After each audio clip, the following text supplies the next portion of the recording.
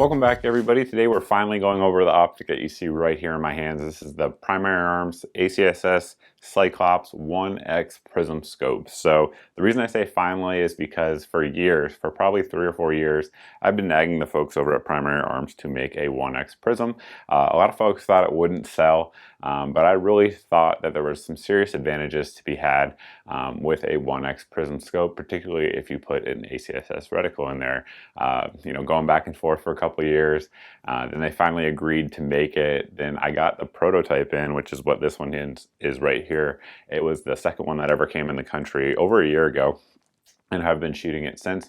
And basically I've got a lot of rounds through this. I've collected a lot of data with it, done a lot of shooting with it, and today we're going to kind of let you know basically what I think of it overall. But just real quick, some advantages of it. One big one is folks who have astigmatism but still want something that's going to give them quick target acquisition, particularly in close quarters types of situations.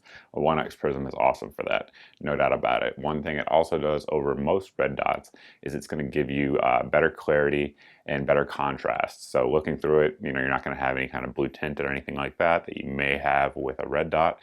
And the contrast through this, to me anyway, even with my eyes, and I have good eyesight, is still better through the Prism scope because that glass is so good and it gives you better contrast downrange.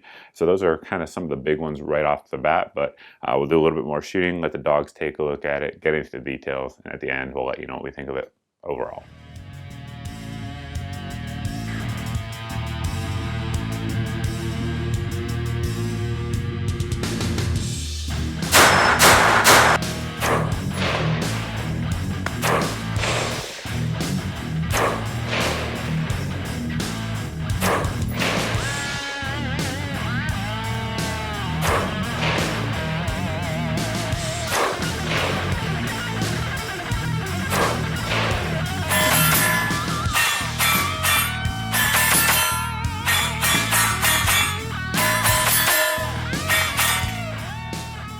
Now we'll get into the details of the optic. We'll start here on the outside. It does come with flip caps that you guys can see both front and rear. They do pull off. I'm not a big fan of caps, as you guys know, so we'll leave them off for the rest of the video.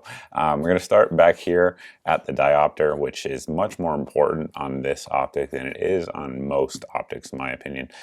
This typically, your diopter in the rear lens is going to allow you to focus your eye to the reticle, making the reticle appear clear to your eye, because everybody's vision is a little bit different. Now this one here with this 1X Prism, it does that, of course, what I just said. It does actually focus the reticle to your eye, but playing around with it over the last year that I've had this optic in, I've kind of learned a couple of things with it. So you can get a true 1X with this optic if you set the diopter to the correct setting for your eye. So basically, if you mount it up and you have your backup iron sights up, if you play with the diopter, you will be able to get it so that the tip of the chevron, which we'll get to here in just a second, is on the top of your front sight, and you can co-witness it that way, and it will actually shoot point of aim, point of impact. I've never known any Prism scopes to be able to do that, so this is the first one I've ever seen that has that capability. Additionally, you can actually use this with a magnifier. Depending, again, how you set your diopter, you can get it to focus with your magnifier. So we had the Primary Arms one that we've used with it. I've also used the EOTech G33, and it absolutely works. So again, I've never seen a Prism scope do that before. There may be others out there on the market that do it.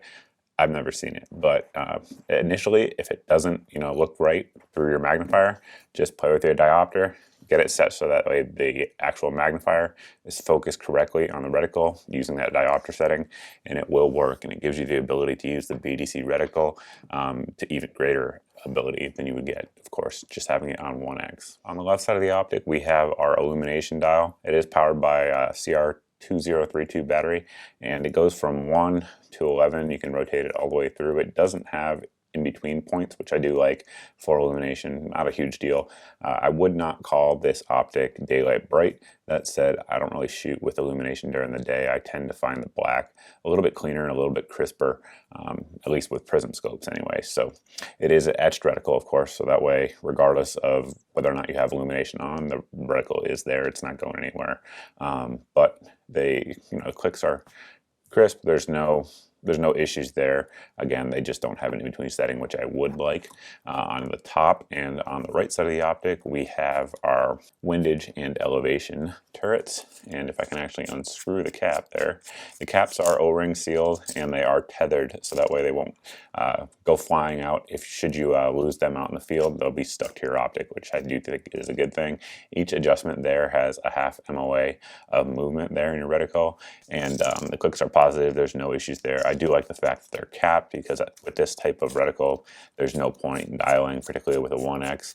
Just set it and forget it, as the infomercial would say. The optic is compatible with any of your Aimpoint micro mounts out there, and the mount this one comes with is actually, so far, of all the Primary Arms mounts that I've seen to date, this is my favorite one. It actually appears pretty strong, pretty well made, and it's going to give you a good co-witness height on your AR height sights. That said, if you want to drop a low mount on there for like an AK or something like that, you can do so and be just fine. The eye relief on this is said, if you look at their website, to be 4 inches. That said, being that it's a 1-inch prism, you really can get more than that if you want to. If you want to mount it a little bit further out, you can do so without any sort of problem there. And the battery life, which I didn't mention earlier, but just kind of came up in my mind as I was looking at the optic there, is 3,000 hours on the medium settings. So basically from 6 to 7, you're gonna get 3,000 hours of battery life, which for a prism optic, that's pretty good as well.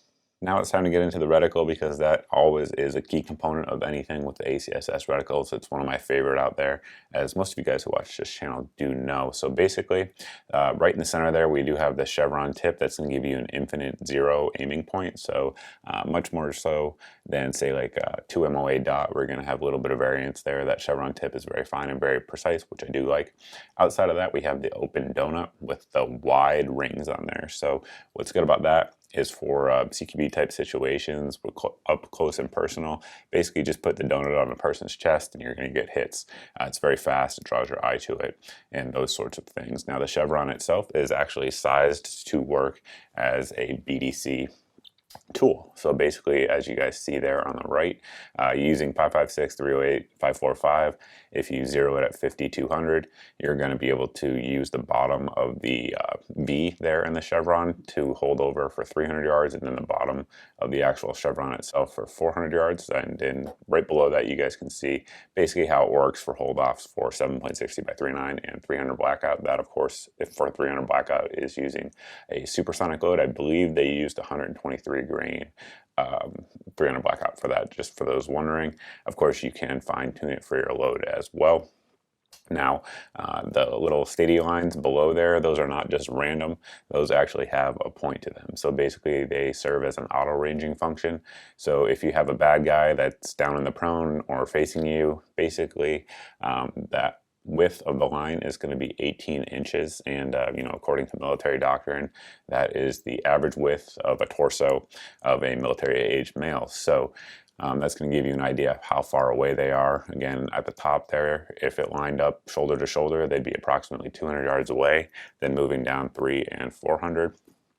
And also, it's going to give you the ability to auto-range someone if they're standing up as well. So if you can't get, like a broadside view of their shoulders, if you're just looking at them from the side as they're walking by or something like that, if they're 5'10", you put their feet at the bottom there, and then where their head is approximately how far away they are. So it does work as a auto-ranging BDC in that regard as well. And one thing I didn't mention is the lead time there for the donut. So basically, again, according to military doctrine, the average person with a weapon when moving is going to move at 8.6 miles per hour. So basically, you put the outer edge of the donut on them in the direction that they're moving, pull the trigger, and by the time they get there, it should impact on them. So there's a lot going on with this little reticle, and I can tell you, it's absolutely usable. I've read on some forums that some guys have had a hard time with their eyesight using, the fine aiming points. I have not had that at all. Again, I do recommend play with that diopter if that is something that you're seeing. It really does make a world of difference. I wanted to give you guys a size comparison as well, because I'm sure some of you guys have never actually seen one of these in person. So here we have it kind of compared to a Trijicon MRO. You can see the optic itself is about 4 inches long here with the Cyclops. The MRO, of course, is much shorter than that, but it's a little bit fatter there up there at the front lens, but then we have a little bit of width here with the knob on the Cyclops. So pros and cons there in terms of size. Now the actual optic here with this mount on my scale weighs 9.6 ounces. Primary Arm says it weighs 9.7 ounces, but just to kind of give you the idea, also we have an aim point. This is the H1. You guys can see there how it stacks up size-wise.